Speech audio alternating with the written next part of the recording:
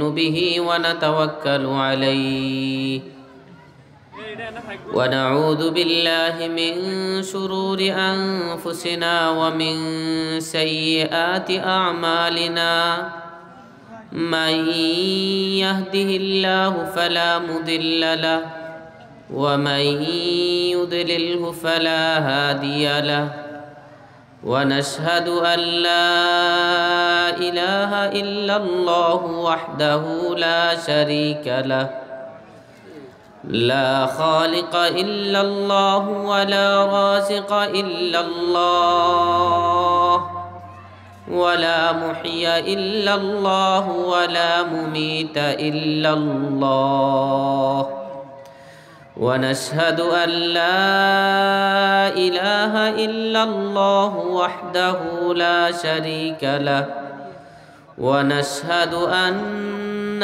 محمدًا عبده ورسوله صلى الله عليه وعلى آله وأصحابه وأزواجه وذرياته ومن تبعهم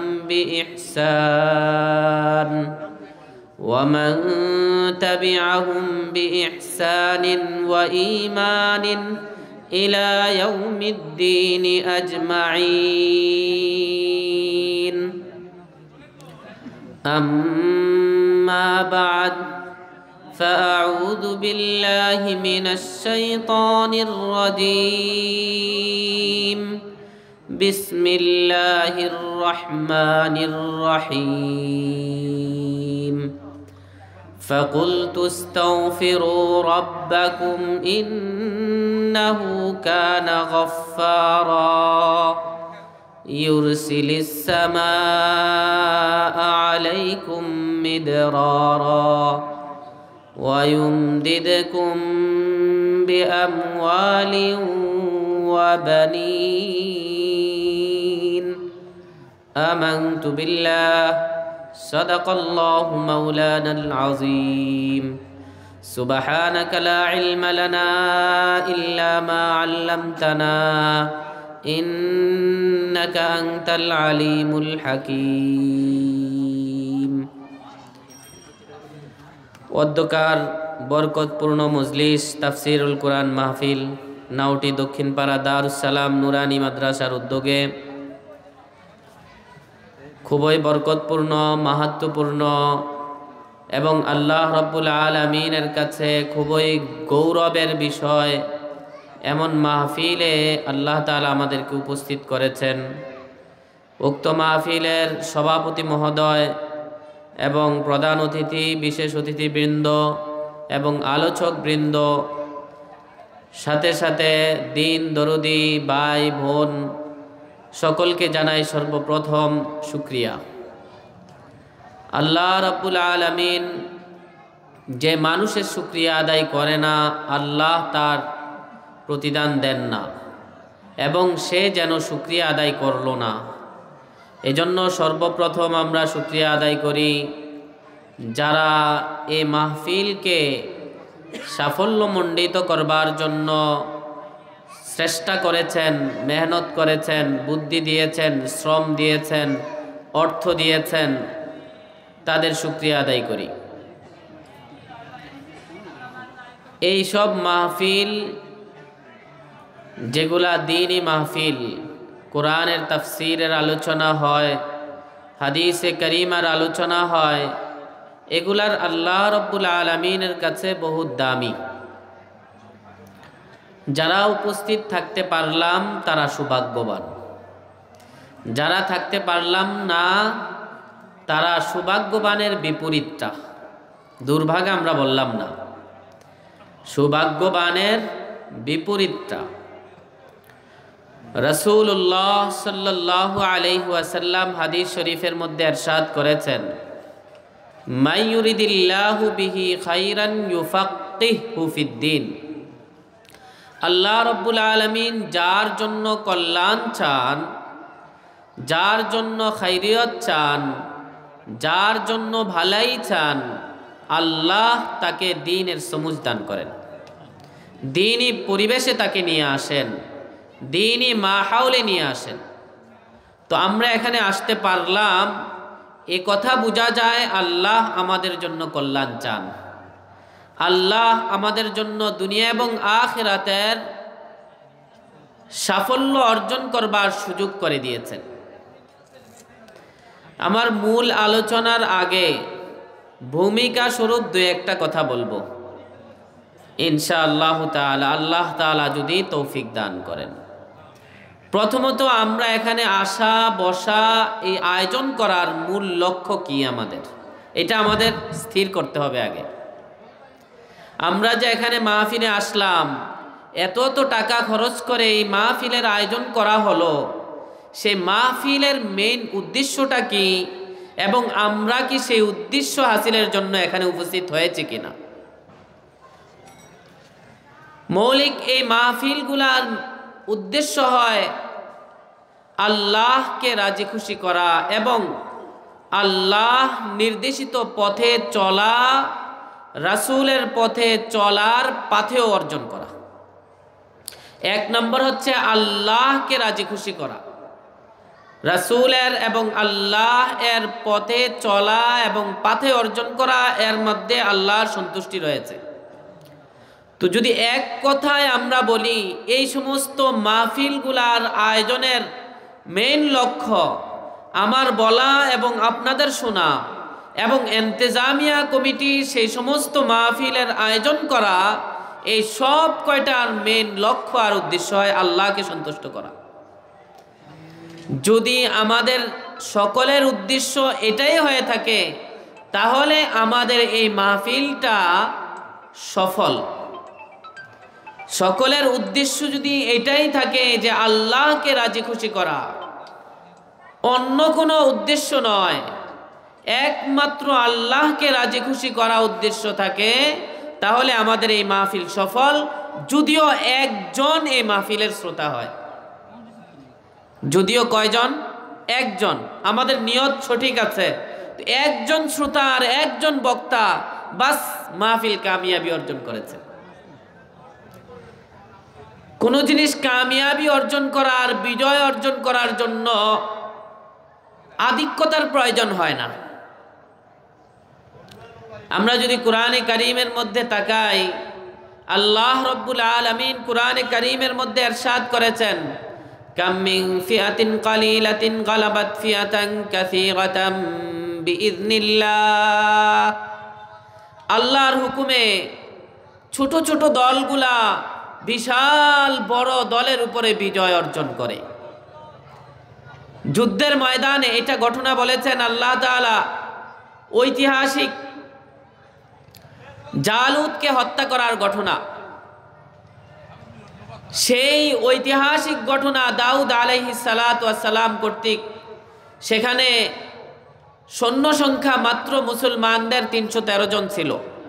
এটা বদর যুদ্ধ নয়, এটা ইতিপূর্বে দাউদ আলাইহিস সালাতু ওয়াস সালামের যুগের কথা। তার প্রতিপক্ষ অনেক বিশাল বাহিনী ছিল, সেই এক একজন বিশাল দেহের অধিকারী ছিল। বর্ণিত আছে তাফসীরের কিতাবে, আমালেকা তাদের শরীর ছিল ৬০ হাত লম্বা। এত বিশাল বিশাল দেহের অধিকারী, এত মজবুত শক্তির অধিকারী এবং বিশাল বাহিনী পরাস্ত হয়েছে ছোট্ট একটা দল ৩১৩ জনের কাছে।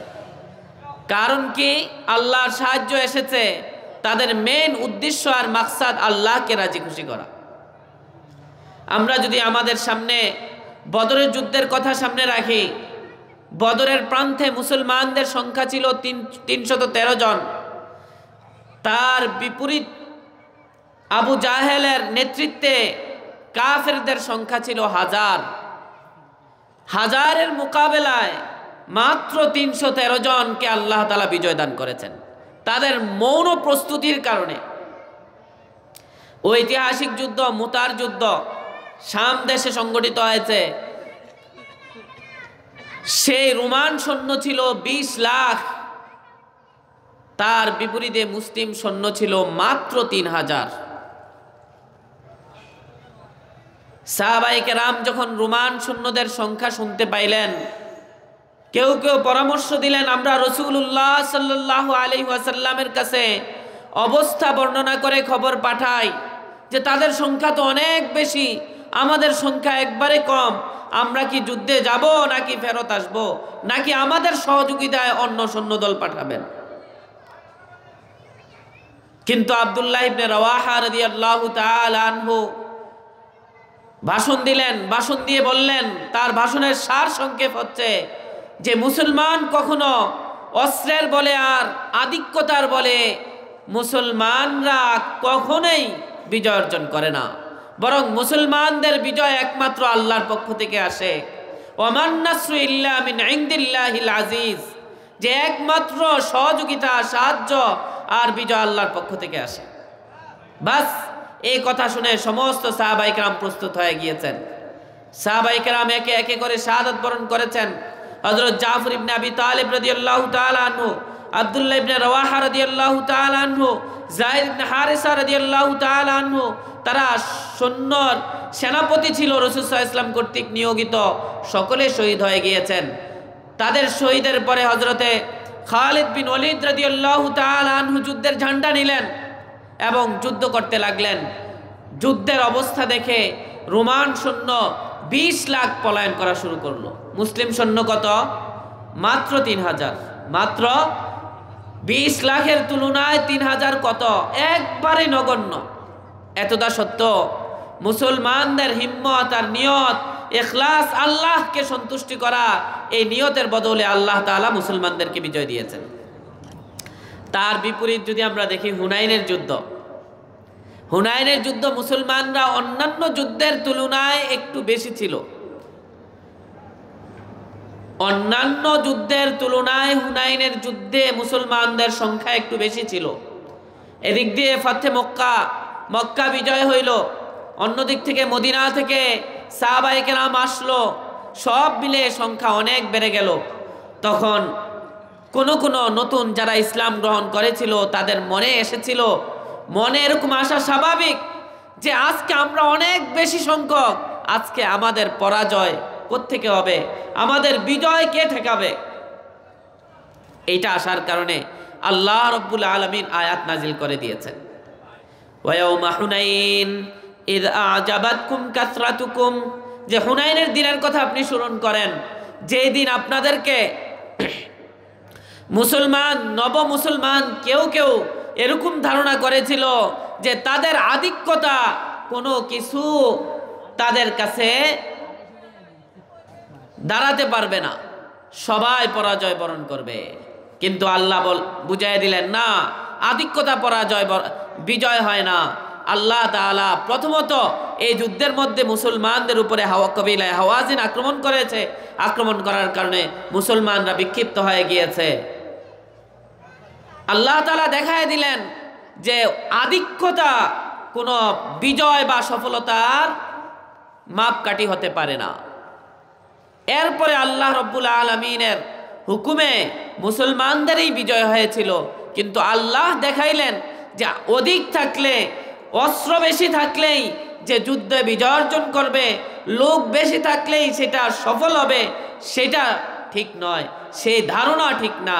বরং আল্লাহ অল্প সংখ্যকের মধ্যেও সফলতা দিতে পারেন, আল্লাহ অল্প সংখ্যকের মধ্যেও কামিয়াবি দিতে পারেন, বিজয় দান করতে পারেন। এই জন্য আমাদের হীনমন্যতা হওয়ার কোনো কারণ নাই যে আমরা লোক সংখ্যা কম, বাজারে গেলে আরো অনেক বেশি লোক পাওয়া যাবে, তো আমরা হয়তো এই মাহফিলটা সফল কাম হয়নি। না, এটা নয়। একজনও যদি সঠিক নিয়তে আসে, সে মাহফিল কামিয়াবি। যারা বাজারে আছে তারা বাজারে রইল, তারা সফল হতে পারলো না, কিন্তু একজন আসলে একজনেই সফল, যদি নিয়ত সঠিক থাকে। যদি কি থাকে? নিয়ত সঠিক থাকে। এজন্য আমরা যে কোনো কাজ করব, শুধু মাহফিল না, যেই কোনো কাজ করব একমাত্র আল্লাহকে রাজি খুশি করবার জন্য করব। আল্লাহকে রাজি খুশি করবার জন্য যদি করি, তাহলে সেটাই আমাদের জন্য সফলতার জন্য উপায় হবে, মাপকাঠি হবে। যদি আল্লাহকে রাজি খুশি করবার জন্য না হয়, যত বড় আমলে করি, যত বড় কাজে করি সেই কাজ বা আমল সেটা সফলতার হবে না যদি আল্লাহকে রাজি খুশি করবার জন্য না হয়। আল্লাহকে রাজি খুশি করবার জন্য যদি সামান্য থেকে সামান্য আমল হয় তো সেটা আল্লাহ গ্রহণ করবেন এবং সেটার অনেক সওয়াব আল্লাহ তাআলা দিবেন। এবং আল্লাহ তাআলা মানুষকে নিঃস্বার্থে কিছু করতে নির্দেশ দেননি, বরং আল্লাহকে রাজি খুশি করবার জন্য আমল করবার জন্য নির্দেশ দিয়েছেন। আল্লাহ রাব্বুল আলামিন কোরআনে কারীমের মধ্যে ইরশাদ করেছেন, ওয়ামা উমিরু ইল্লা লিয়াবুদুল্লাহ মুখলিসিনা লাহুদ্দিন। তাদেরকে একমাত্র আল্লাহর সন্তুষ্টি অর্জন করবার জন্য ইবাদতের নির্দেশ দেওয়া হয়েছে। কিসের জন্য? আল্লাহর সন্তুষ্টি। সামান্য থেকে সামান্য কাজ, সামান্য থেকে সামান্য ইবাদত, সেটাও আল্লাহর সন্তুষ্টি লাগবে। সবচেয়ে বৃহৎ কাজ, সেই কাজটার মধ্যে আল্লাহর সন্তুষ্টি লাগবে। সবচেয়ে উচ্চমানের আমল, সেটার মধ্যেও আল্লাহর সন্তুষ্টি লাগবে। এজন্য আল্লাহ রাব্বুল আলামিন রাসূলুল্লাহ সাল্লাল্লাহু আলাইহি ওয়াসাল্লামকে বলেছেন, হে নবী আপনি ঘোষণা করেন, কুল ইন্না সালাতি ওয়া নুসুকি ওয়া মাহইয়ায়া ওয়া মামাতি লিল্লাহি রাব্বিল আলামিন। হে নবী আপনি ঘোষণা করেন, আপনি বলেন যে আমার নামাজ, আমার কুরবানি, আমার মৃত্যু, আমার জীবিকা এবং জীবন সব কিছু একমাত্র আল্লাহকে খুশি করবার জন্য। আমি দুনিয়াতে বেঁচে থাকা, দুনিয়ার প্রত্যেকটা আমার নকল এবং হরকত, প্রত্যেকটা কথা, প্রত্যেকটা বলা, প্রত্যেকটা চলা, প্রত্যেকটা আমল করা, সব কয়টা একমাত্র আল্লাহকে রাজি খুশি করবার জন্য, সেটা আপনি ঘোষণা করেন। আল্লাহ তাআলা বলেছেন, ফাসাল্লি লিরাব্বিকা ওয়ানহার। হে নবী আপনি নামাজ পড়েন আল্লাহকে খুশি করবার জন্য, আপনার প্রভুকে খুশি করবার জন্য আপনি নামাজ পড়েন। এবং আপনি কুরবানি করেন, সেটাও আল্লাহকে খুশি করবার জন্য, আপনার রবকে খুশি করবার জন্য এই কাজ করেন আপনি। তো আল্লাহ নির্দেশ দিয়েছেন, আল্লাহ যেই আমল আল্লাহর সন্তুষ্টির জন্য হয় সেটাই গ্রহণ করেন, যেটা আল্লাহর সন্তুষ্টির জন্য হয় না সেটা আল্লাহ গ্রহণ করেন না। এই মর্মে হাদিসও আছে। রাসূলুল্লাহ সাল্লাল্লাহু আলাইহি ওয়াসাল্লাম বলেছেন, ইন্নাল্লাহা লা ইয়ানজুরু ইলা আজসামিকুম ওয়ালা ইলা সুওয়ারিকুম ওয়ালাকিন ইয়ানজুরু ইলা আমালিকুম ওয়া কুলুবিকুম। আল্লাহ তাআলা তোমাদের শরীর, দেহ, তোমাদের আকৃতি এগুলার দিকে তাকান না, অর্থাৎ এগুলার কোনো পরোয়াই করেন না, বরং আল্লাহ তোমাদের তাকায় তোমাদের আমল, তোমাদের অন্তর, এগুলার দিকে। তোমাদের অন্তর কতটুকু আল্লাহর সন্তুষ্টির জন্য হয়েছে, তোমাদের আমলটা কতটুকু আল্লাহর রাজি খুশি করবার জন্য হয়েছে, সেটা আল্লাহ তাকাইবেন এবং সেটার প্রতিদান দিবেন। যদি আল্লাহর সন্তুষ্টির জন্য না হয় তো সেটার আল্লাহ প্রতিদান দিবেন না, সেটা বিনষ্ট হয়ে যাবে, সেটার কোনো ফায়দা হবে না। আয়াতে কারিমার মধ্যে সেই সংক্রান্ত বিষয় আল্লাহ তাআলা বলেছেন, সেটা হচ্ছে মরুভূমির মরীচিকার মতো। একজন পিপাসিত ব্যক্তি মরুভূমির মরীচিকাকে পানি মনে করে এবং পানি মনে করে সেখানে দৌড়ে যায়, গিয়ে দেখে সেখানে পানি বলতে কিছু থাকে না। তো আল্লাহকে সন্তুষ্ট করবার জন্য যদি ইবাদত না করে থাকে, আল্লাহর সন্তুষ্টি লক্ষ্য যদি না থাকে, তখন সেটা মরীচিকার মতো মনে হবে বিশাল পানির এলাকা, একবারে সমুদ্র, কিন্তু কাছে গেলে কোনো পানির ফোঁটা মাত্র থাকে না। আমলগুলোও তেমন হয়ে যায় যেন মনে হয় যে একবারে সব আমল করে বিশাল আমলের স্তূপ করে ফেলেছে, রোজা রেখেছে, নামাজ পড়েছে, আরো যা যা করার দরকার, হজ করেছে, জিহাদ করেছে, ইলমি দ্বীন শিখছে এবং অন্যকে শিক্ষা দিয়েছে, দান করেছে এবং দ্বীনি কাজে সহযোগিতা করেছে, সব করেছে, কিন্তু সেগুলার যদি নিয়ত ঠিক না থাকে, একটা বুঝাই দেখা যাবে কিন্তু সেগুলার ফলাফল শূন্য হবে। সেটার দৃষ্টান্ত আল্লাহর রাসূল সাল্লাল্লাহু আলাইহি ওয়াসাল্লাম হাদিস শরীফের মধ্যে বলেছেন। রাসূল সাল্লাল্লাহু আলাইহি ওয়াসাল্লাম বলেছেন, কিয়ামতের দিন তিনজন ব্যক্তিকে বিচারের জন্য সর্বপ্রথম নিয়ে আসা হবে। একজন হচ্ছে শহীদ, আরেকজন হচ্ছে কারি এবং আলেম, আরেকজন হচ্ছে ধনাঢ্য ব্যক্তি, দানশীল ব্যক্তি। নিয়ে আসা হবে। হাদিস শরীফের মধ্যে আছে রাসূলুল্লাহ সাল্লাল্লাহু আলাইহি ওয়াসাল্লাম বলেন, সর্বপ্রথম শহীদ ব্যক্তিকে নিয়ে আসা হবে। আল্লাহ তাআলা তাকে বলবেন, আমি তোমাকে বীরত্ব দিয়েছি, আমি তোমাকে শক্তি দিয়েছি এবং এমন এমন নিয়ামত দান করেছি যেগুলা তুমি আল্লাহর রাস্তায় খোয়াইতে পারতে, আল্লাহর রাস্তায় ব্যয় করতে পারতে, তুমি কি করেছো? তখন শহীদ ব্যক্তি বলবে, ইয়া আল্লাহ, আমি আপনার সন্তুষ্টির জন্য জিহাদ করেছি, জিহাদ করে মারা গিয়েছি, শাহাদাত বরণ করেছি হে আল্লাহ। তখন আল্লাহ তাআলা বলবেন, না, বরং তুমি জিহাদ করেছ, মানুষ তোমাকে বীর বাহাদুর বলবে, মানুষ তোমাকে শহীদ বলবে, মানুষ তোমাকে বীর মুক্তিযোদ্ধা বলবে, সেই জন্য তুমি কি করেছ? জিহাদ করেছ, যুদ্ধ করেছ। বাস তোমাকে দুনিয়ায় থাকতে তোমাকে যোদ্ধা, তোমাকে শহীদ, তোমাকে শক্তিশালী, তোমাকে বীর বাহাদুর এগুলা বলা হয়ে গিয়েছে। হাদিসে আছে রাসূল সাল্লাল্লাহু আলাইহি ওয়াসাল্লাম বলেন, এরপরে তাকে থুবড়ে জাহান্নামে ফেলা হবে। তার কাজটা কি খারাপ ছিল? আল্লাহর রাস্তায় শাহাদাত বরণ করা, যুদ্ধে অংশগ্রহণ করা, এটা কি খারাপ কাজ? কখনো খারাপ কাজ না, এবং এটা অনেক সওয়াবের কাজ। আল্লাহ নিজে ঘোষণা দিয়েছেন আয়াতে কারিমার মধ্যে।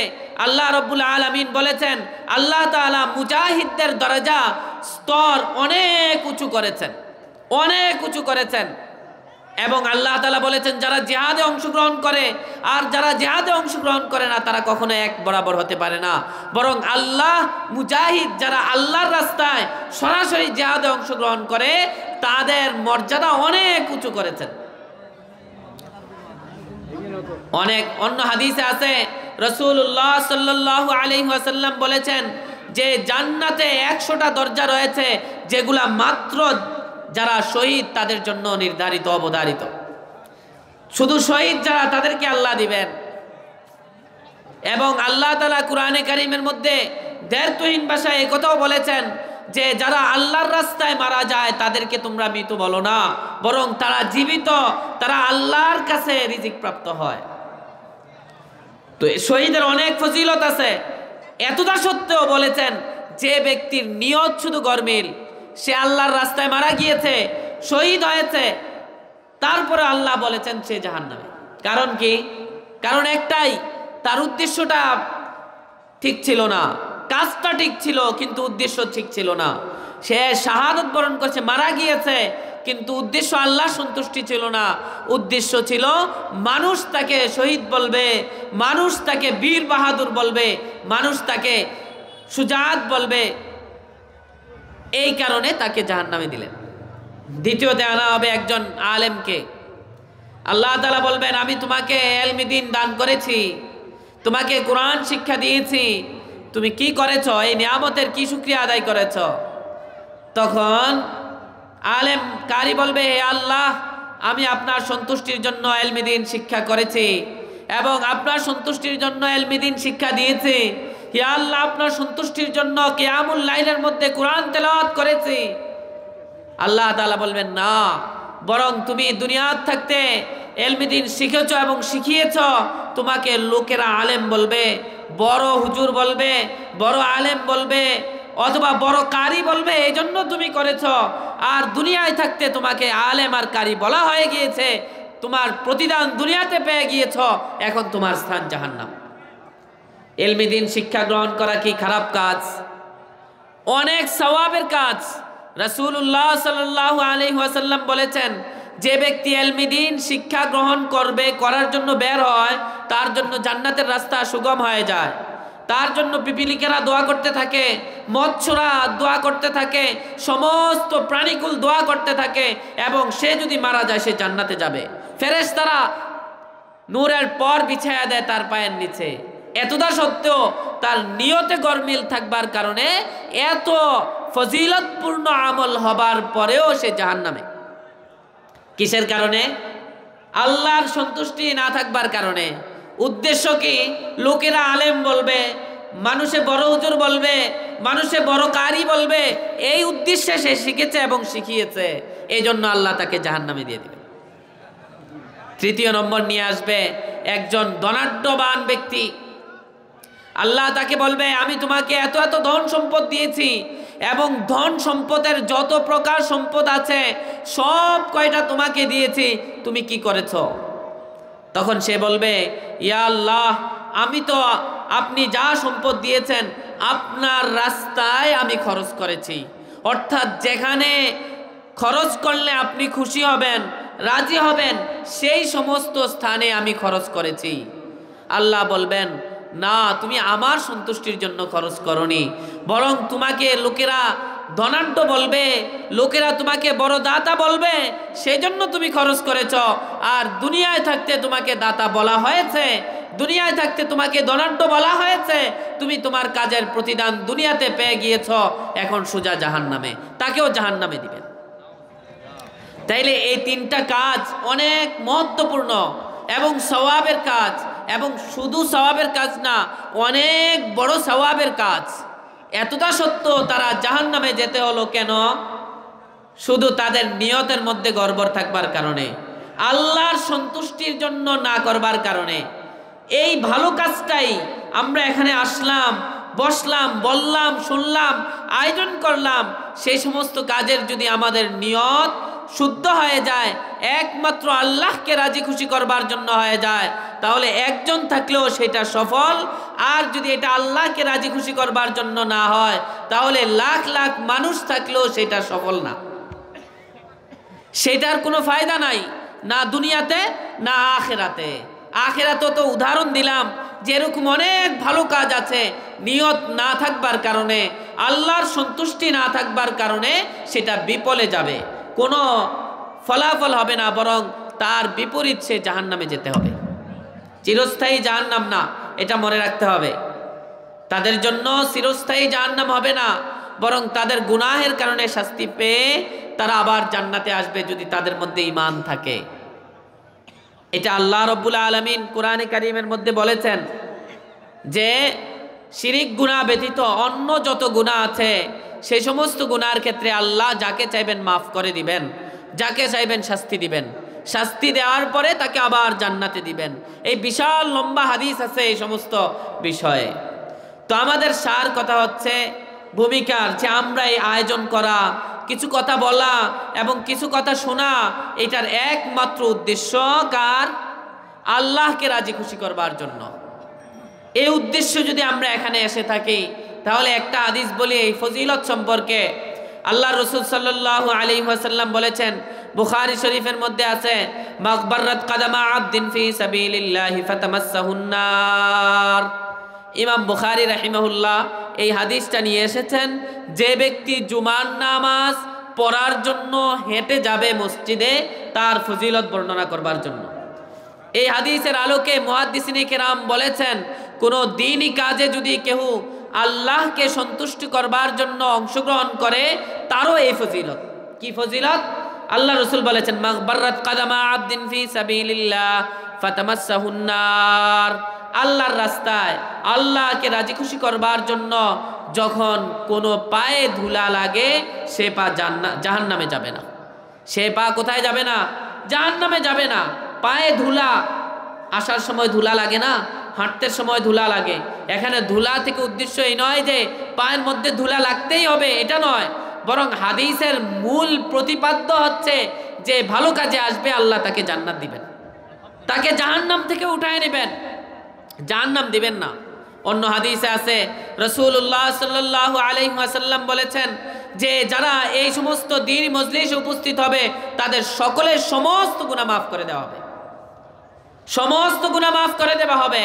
ফেরেশতারা বলবে, কুমু মাগফুরিনা, তোমরা এই মজলিস ত্যাগ করো এমত অবস্থায় যে তোমাদেরকে ক্ষমা করে দেওয়া হলো। তোমাদেরকে কি করে দেওয়া হইল? ক্ষমা করে দেওয়া হইল। এই জন্য আমরা যেই কোনো দ্বীনি মজলিসে উপস্থিত হব, যেই কোনো ভালো কাজ করব, যেই কোনো কাজ করব, সেটা একমাত্র কার জন্য করব? আল্লাহকে রাজি খুশি করবার জন্য করব। আল্লাহকে যদি রাজি খুশি করবার জন্য করি, তাহলে মানুষ যাই মনে করুক, আল্লাহ খুশি হইলে আমাদের সেটাই সফল এবং সেটাই আমাদের কামিয়াবির লক্ষ্য। আমরা শুরুতে একটা আয়াত তেলাওয়াত করেছিলাম, সংক্ষেপে সেই আয়াত সম্পর্কে কিছু আলোচনা করব ইনশাআল্লাহ। আল্লাহ রসুল সাল্লাল্লাহু আলাইহি ওয়াসাল্লাম হাদিস শরীফের মধ্যে ইরশাদ করেছেন, কুল্লু বানি আদম খাত্তাউন ওয়া খায়রুল খাত্তাইন আত-তাওয়াবুন। সমস্ত বনি আদম নবীরা ছাড়া, সমস্ত বনি আদম নবীরা ছাড়া সকলেই অপরাধ করে, সকলেই গুনাহ করে, সকলেই অপরাধ করে। তবে আল্লাহ এর কাছে সবচেয়ে উত্তম বনি আদম হচ্ছে তারা যারা গুনাহ করার পরে তওবা করে নেয়, গুনাহ করার পরে যারা ফিরে আসে, গুনাহ করার পরে আবার আল্লাহর কাছে ফিরে আসে, তাদের প্রতি আল্লাহর অনেক দৃষ্টি রয়েছে এবং আল্লাহ অনেক খুশি হন। হাদিস শরীফের মধ্যে আছে, রাসূলুল্লাহ সাল্লাল্লাহু আলাইহি ওয়াসাল্লাম ইরশাদ করেছেন যে আল্লাহ ওই ব্যক্তি থেকে এর চেয়ে আরো বেশি খুশি হন যে ব্যক্তি একটা মরুভূমির মধ্যে তার বাহন নিয়ে, তার খাবার এবং পাথেয় সব নিয়ে মরুভূমিতে চলছে এবং তার প্রয়োজন পূরণের জন্য ঘুমিয়ে পড়েছে, এমত অবস্থায় যে তার বাহনের উপরে খাবার, পানীয়, সফরের যত আসবাব আছে সব কিছু রয়েছে। হঠাৎ ঘুম থেকে জাগ্রত হইল, জাগ্রত হওয়ার পরে দেখে যে তার বাহনও নেই, তার খাবারও নেই, পানিও নেই এবং পাথেও নেই, এবং এমন স্থানে অবস্থান করছে যে স্থান থেকে সে হেঁটে জনপদ এলাকার মধ্যে, জনবসতি এলাকার মধ্যে যাওয়াও তার পক্ষে সম্ভব নয়। এমত অবস্থায় সে তার জীবনের শেষ সায়ান্তে পৌঁছে গিয়েছে, এটা অনুভব করে, মনে করে সে শুয়ে পড়ল। হঠাৎ আবার জাগ্রত হইল, জাগ্রত হওয়ার পরে দেখে যে তার বাহন তার সামনে, সাথে সাথে তার খাবার, পানীয়, আসবাবপত্র সব নিয়ে উপস্থিত। সে ব্যক্তি কেমন খুশি হবে? হাদিসে আছে সে ব্যক্তি খুশিতে বলে ফেলেছে, আল্লাহুম্মা আনতা আবদি ওয়া আনা রাব্বুক। বলার দরকার ছিল, হে আল্লাহ, আপনি আমার বান্দা, আমি আপনার প্রভু। মানুষ বেশি খুশি হইলে কি বলে? উল্টা পাল্টা বলে না? তো সে বেশি খুশিতে উল্টা বলে ফেলেছে, আল্লাহকে তার বান্দা বলেছে আর তাকে আল্লাহর প্রভু বলেছে। এটা ভুল করেছে বেশি খুশির কারণে। তো সে কেমন খুশি হয়েছে? খুশির কারণে ভুল করে ফেলেছে, তার অনুভবে হয় নাই যে সে ভুল করেছে। তো এর চেয়ে বেশি হাদিসে আছে, এর চেয়ে বেশি আল্লাহ খুশি হন কোনো বান্দা যখন আল্লাহর কাছে তওবা করে, আল্লাহর কাছে যখন ইস্তেগফার পড়ে, এর চেয়ে বেশি আল্লাহ খুশি হন। এবং একজন মুমিনের তার জিন্দেগি সুন্দর করবার জন্য এবং তার প্রত্যেকটা প্রয়োজন পূরণ করবার জন্য, তার প্রত্যেকটা দোয়া কবুল হওয়ার জন্য তার জীবনের সাথে ইস্তেগফারের সম্পৃক্ততা অতীব জরুরি। রাসূলুল্লাহ সাল্লাল্লাহু আলাইহি ওয়াসাল্লামের ক্ষেত্রে আল্লাহ তাআলা ঘোষণা করেছেন যে তার রাসূল সাল্লাল্লাহু আলাইহি ওয়াসাল্লামের পূর্বাপর সমস্ত কিছু আল্লাহ ক্ষমা করে দিয়েছেন, তার কোনো গুনাহ নাই, অগ্রিম ক্ষমার ঘোষণা। এতটা সত্য রাসূল সাল্লাল্লাহু আলাইহি ওয়াসাল্লাম হাদিস শরীফে বলেন, আল্লাহর কসম, আমি দিনে 70 বারের অধিক আল্লাহর কাছে তাওবা এবং ইস্তেগফার করি। যার কোনো গুনাহ নাই, গুনাহ নাই, এরপরেও আল্লাহ তার ক্ষমার ঘোষণা স্পষ্টভাবে কোরআনে ঘোষণা করেছেন।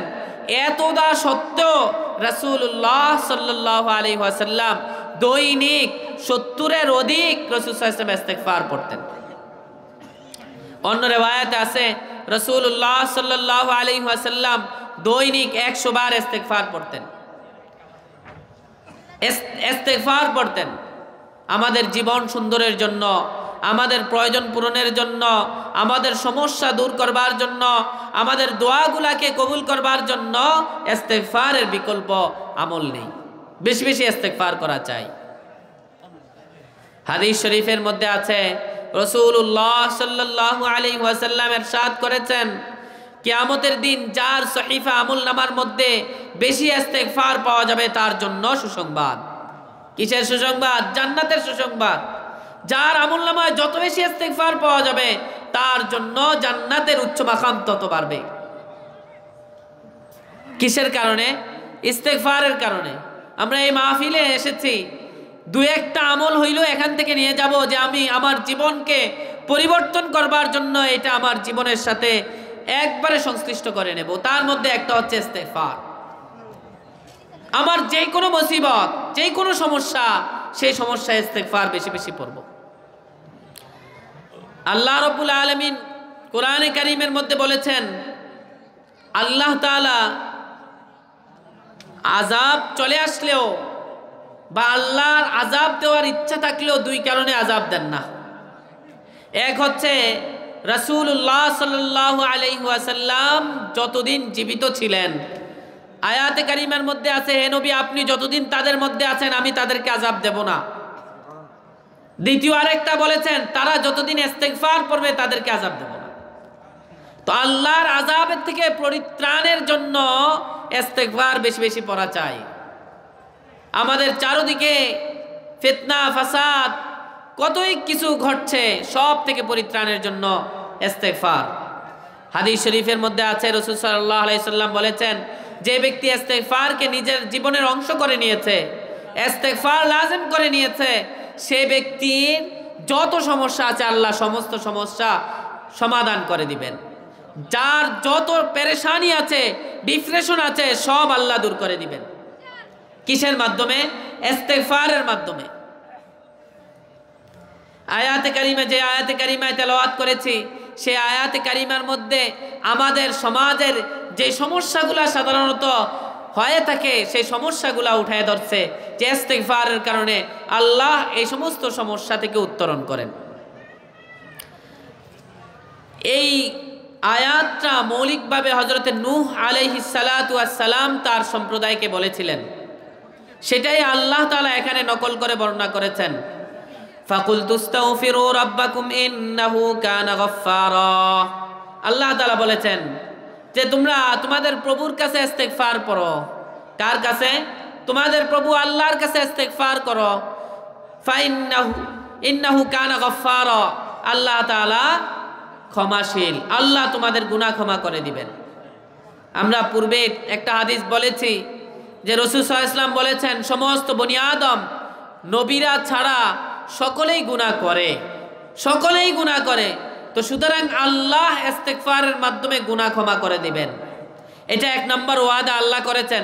তোমরা আল্লাহর কাছে, তোমাদের প্রভুর কাছে ইস্তেগফার করো, তো তোমাদের প্রভু ক্ষমাশীল, তিনি ক্ষমা করে দিবেন। ওয়া ইউরসিলিস সামাআ আলাইকুম মিদরারা। দ্বিতীয় নম্বর আল্লাহ বলেছেন, তোমাদের জন্য আসমান থেকে বৃষ্টি দান করবেন মুষলধারে। দেখা যায় না আমাদের ফসলের জন্য বৃষ্টির প্রয়োজন হয়, আমাদের ফল ফলাদির জন্য বৃষ্টির প্রয়োজন হয়, আমাদের পানির জন্য বৃষ্টির প্রয়োজন হয়, অতিরিক্ত গরমের কারণে বৃষ্টির প্রয়োজন হয়। আল্লাহ বলেছেন তোমরা ইস্তেগফার করো, তোমাদের বৃষ্টির যত প্রয়োজন আছে সমস্ত প্রয়োজন মিটায় দেবে। ইউরসিলিস সামাআ আলাইকুম মিদরারা, তোমাদেরকে কি দেব? বৃষ্টি দেব। অনাবৃষ্টির কারণে ফসল কম হয়, অনাবৃষ্টির কারণে ফল ফলাদি মিষ্টি কম হয়, অনাবৃষ্টির কারণে ফল ফলাদি কম হয়, অনাবৃষ্টির কারণে পশু পাখি অনেক মারা যায় এবং অনাবৃষ্টির কারণে রোগ ব্যাধিও সৃষ্টি হয়। আল্লাহ বলেছেন তোমরা ইস্তেগফার করো, তোমাদের অনাবৃষ্টি দূর করে দেব, বৃষ্টি দান করব। যতটুকু প্রয়োজন ততটুকু আল্লাহ দান করবেন। আমার ফসল উৎপন্ন হওয়ার জন্য যতটুকু বৃষ্টির প্রয়োজন আল্লাহ তাই দান করবেন। কিসের মাধ্যমে? ইস্তেগফারের মাধ্যমে।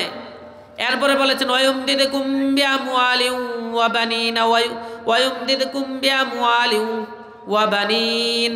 আল্লাহ তাআলা তোমাদেরকে দুইটা জিনিসের সহযোগিতা করবেন। ইউরসিলিস সামাআ আলাইকুম মিদরারা ওয়ায়ুমদিদকুম বিআমওয়ালিন ওয়া বানিন। আল্লাহ তাআলা তোমাদেরকে সন্তান দিয়ে এবং সম্পদ দিয়ে আল্লাহ তাআলা তোমাদেরকে মজবুত করবেন। অর্থাৎ যে যত বেশি ইস্তেগফার করবে আল্লাহ রাব্বুল আলামিন তাকে তত বেশি সম্পদ দিবেন। ইউমদিদকুম বিআমওয়ালিন, আল্লাহ তাআলা সম্পদ দিবেন কিসের মাধ্যমে? ইস্তেগফারের মাধ্যমে। আল্লাহ নিজে ওয়াদা করেছেন। আমাদের সমাজে আছে না এরকম অনেক, যে অভাব অনটন লেগেই থাকে, তার জন্য সলিউশন আল্লাহ নিজে দিয়েছেন। ইস্তেগফার পড়ো বেশি বেশি, তো আল্লাহ তাআলা সেই ইস্তেগফারের বিনিময় আল্লাহ তাআলা সেই অভাব দূর করবেন। আরেকটার কথা বলেছেন যেটা আমরা অনেক সময় দেখা যায় এই সমস্যার সম্মুখীন হই, সেটা হচ্ছে আল্লাহ সন্তান দিবেন। এরকম হয় না অনেক সময় যে সন্তান হয় না? আমাদের সমাজে এরকম লোক অনেক আছে যাদের সন্তান হয় না, অথবা দেখা যায় ছেলে সন্তান আছে মেয়ে সন্তান হয় না, অথবা মেয়ে সন্তান আছে ছেলে সন্তান হয় না, এরকম হয় না সমাজে? আল্লাহ তাআলা বলেন ইস্তেগফার করো, তো ইস্তেগফারের মাধ্যমে তোমাকে সন্তান দেব। যে যত বেশি ইস্তেগফার করবে, যার সন্তান হয় না তাকে সলিউশন দিবেন। আল্লাহ নিজে বলেছেন ইস্তেগফার করো তোমরা, তোমাদেরকে আমি সন্তান দেব। অথচ আমাদের সমাজের মধ্যে দেখা যায় সন্তানের জন্য আমরা আল্লাহর কাছে না বলে, ইস্তেগফার না বলে, আল্লাহ যে সলিউশন দিয়েছেন সেইটা না গ্রহণ করে আমরা মাজারে গিয়ে সিজদা করি। আমাদের সমাজে নাই এরকম? আমাদের সমাজে এরকম অনেক আছে, অনেক ব্যক্তিরা আছে মনে করে মাজারে গিয়ে যদি সিজদা করে, মাজারে গিয়ে যদি বাবাকে বলে তো আল্লাহ সন্তান দিবে। নাউজুবিল্লাহি তাআলা, এটা তো স্পষ্ট শিরিক, স্পষ্ট শিরিক। এখন একটা প্রশ্ন আপনাদের জাগতে পারে, এই প্রশ্নটার উত্তর দেই। দেখা যায় আমাদের সমাজের মধ্যে যারা মাজারে গিয়ে সন্তান চায় তাদের তো সন্তান হয় না? হয়নি? এরকম ঘটনা ঘটে? তাহলে তো মাজারে গেলে সন্তান হয়, এটাই তো বোঝা গেল। এটা বোঝা যায় না? এটার কি উত্তর দিবেন? এটা আল্লাহ নিজে উত্তর দিয়ে দিয়েছেন। হাদিসে কুদসির মধ্যে আছে, আল্লাহ তাআলা বলেছেন আনা ইনদা যান্নি আবদি বি ওয়া আনা মাহু ইযা যাকারানি। আমি আমার বান্দার প্রতি তেমনই আচরণ করি যেমন আমার বান্দা আমার প্রতি ধারণা করে। আমার বান্দা যদি ধারণা করে মাজারে গেলে বাচ্চা হবে, সন্তান হবে, তো আমি তাকে সেইভাবেই দিয়ে দেই, কিন্তু তার ঈমান শেষ। যদি সে ভাবে যে আল্লাহর কাছে চাইলে আল্লাহ দিবেন, তো এই আল্লাহর কাছে চাইলে আল্লাহ দিয়ে দিবেন। তো আল্লাহ উত্তর দিয়ে দিলেন যে মাজারে গেলে সন্তান যদি হয় সেইটা সফলতার লক্ষণ না, বরং ঈমান হরণের লক্ষণ। বাদ বাকি সেখানে গেলেও হয় কেন? আল্লাহ বান্দা আল্লাহর প্রতি যেমন ধারণা করে সেইটা আল্লাহ তাআলা প্রয়োগ করেন এবং বাস্তবায়ন করেন। তো মাজারে গেলে তো আল্লাহ সন্তান দিবে, কিন্তু ঈমান নষ্ট হইল, আল্লাহ সেই ঈমান নষ্ট হওয়ার কারণে সারা জীবনের জন্য জাহান্নাম দিবেন। ইন্নাল্লাহা লা ইয়াগফিরু আন ইউশরাকা বিহি ওয়া ইয়াগফিরু মা দুনা যালিকা লিমান ইয়াশা। আল্লাহ রাব্বুল আলামিন শিরিক গুনাহ কখনো ক্ষমা করবেন না। যাই আল্লাহর সাথে শরীক করলো, সন্তান দেওয়ার মালিক একমাত্র আল্লাহ, সুতরাং আল্লাহ ব্যতীত অন্য কারোর কাছে সন্তান চাওয়া যাবে না। শুধু সন্তান না, সব কিছুর দেওয়ার মালিক একমাত্র আল্লাহ। চাইতে হবে আল্লাহর কাছে, বিশ্বাস রাখতে হবে আল্লাহর উপরে, তাহলে ঈমান পরিপক্ক হবে। যদি অন্য কিছুর উপরে বিশ্বাস রাখে তখন ঈমান নষ্ট হয়ে যাবে, শিরিক হবে, আর শিরিক গুনাহ আল্লাহ মাফ করবেন না। নাউজুবিল্লাহি তাআলা মিন যালিক। হাদিস শরীফের মধ্যে আছে মান মাতা ওয়া হুয়া ইউশরিকু বিল্লাহি শাইআ দাখালান নার। যে ব্যক্তি মৃত্যুবরণ করলো আর আল্লাহর সাথে শরীক করা অবস্থায়, সে ব্যক্তি জাহান্নামে যাবে, চিরস্থায়ী জাহান্নাম, তাকে জাহান্নাম থেকে উঠানো হবে না কখনো। এজন্য আমরা আমাদের সন্তান প্রয়োজন হইলে, আমাদের সম্পদের প্রয়োজন হইলে, আমাদের বৃষ্টির প্রয়োজন হইলে, আমাদের দোয়া যদি কবুল করতে চাই, তাহলে আমরা ইস্তেগফার বেশি বেশি পড়ি। একটা ঘটনা বলেই শেষ। হযরতে হাসান বসরি রাহিমাহুল্লাহর কাছে এক ব্যক্তি আসলো, আয়েশা বলল, হে ইয়া শাইখ, আমাদের তো বৃষ্টি হচ্ছে না, অনেক বৃষ্টির প্রয়োজন, আমরা কি করতে পারি? তখন হাসান বসরি রাহিমাহুল্লাহ বললেন, তোমরা ইস্তেগফার পড়ো। এরপরে অন্য আরেক ব্যক্তি আসলো, আয়েশা বলল যে আমাদের তো সম্পদে দুর্ভিক্ষ লেগেছে, আমরা খাওয়ার মতো কিচ্ছু পাচ্ছি না, আমরা কি করব? হাসান বসরি বললেন, তোমরা ইস্তেগফার পড়ো। এরপরে আরেক ব্যক্তি আসলো, আয়েশা বলল যে আমার তো সন্তান হচ্ছে না, আমি কি করতে পারি? তখন হাসান বসরি রাহিমাহুল্লাহ বললেন, তুমিও ইস্তেগফার পড়ো। তখন তার খাদেম, হাসান বসরি রাহিমাহুল্লাহর খাদেম বললেন যে আপনাকে তিনজনে তিন রকম প্রশ্ন করলো, আর আপনি তার প্রতি উত্তরে তিনজনের একই আমল দিয়ে দিলেন, তার কারণ কি? তখন হাসান বসরি রাহিমাহুল্লাহ আয়াত দিয়ে দলিল পেশ করলেন যে আল্লাহ নিজে ওয়াদা করেছেন ইস্তেগফার পড়লে এগুলা দিবেন, সুতরাং কেউ যদি বিশ্বাস করে এগুলা করে, বাস আল্লাহ তাকে দিয়ে দিবেন। এই জন্য আমরা আমাদের জীবনের অংশ হিসাবে কি বানাবো? ইস্তেগফার। আমাদের জীবনের অংশ ইস্তেগফার। দৈনিক কমপক্ষে 100 বার পড়ব। কমপক্ষে আমরা হাঁটতে চলতে বসতে ইস্তেগফার পড়তে পারি। ইস্তেগফার যদি পড়ি আমাদের জীবন সুন্দর হবে, দুনিয়া সুন্দর হবে, আখিরাত সুন্দর হবে, আমাদের দোয়াগুলা কবুল হবে, আমাদের সমস্যা দূর হবে, আমাদের সন্তানের দরকার হলে আল্লাহ সন্তান দিবেন, সম্পদের দরকার হলে সম্পদ দিবেন, বৃষ্টির দরকার হলে বৃষ্টি দিবেন, সব কিছুর আল্লাহ তাআলা ব্যবস্থা করে দিবেন ইনশাআল্লাহ। তো আমরা আজকে এই মাহফিল থেকে দুইটা সার কথা বলছি, দুইটা জিনিস শিখলাম। এক নাম্বার হচ্ছে দ্বীনি যেই কোনো কাজ করব একমাত্র কার জন্য? আল্লাহকে খুশি করবার জন্য। আল্লাহকে খুশি করবার জন্য যদি করি তাহলে এটার সওয়াব আল্লাহ অনেক বাড়ায় দিবেন। আর যদি আল্লাহকে খুশি করবার জন্য না হয় তো এটার কোনো সুফল আসবে না, বরং কুফল আসবে। দ্বিতীয় নম্বর হচ্ছে জীবনের জন্য, জিন্দিগির জন্য ইস্তেগফার লাজিম করে নেব। উঠতে বসতে শুইতে হাঁটতে চলতে কাজ করতে যখনই যাই বা যে কোনো সমস্যায় আমার সামনে আসুক ইস্তেগফার পড়ব, আল্লাহ তাআলা আমাদের সমাধান করে দিব।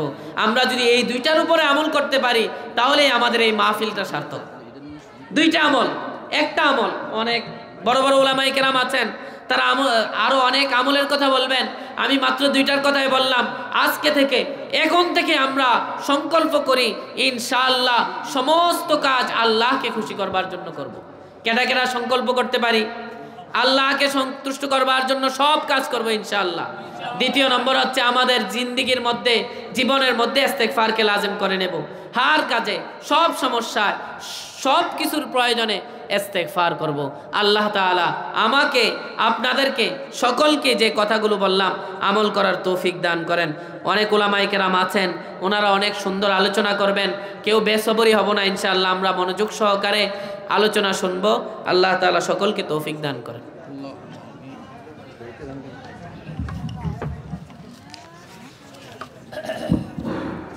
ধন্যবাদ।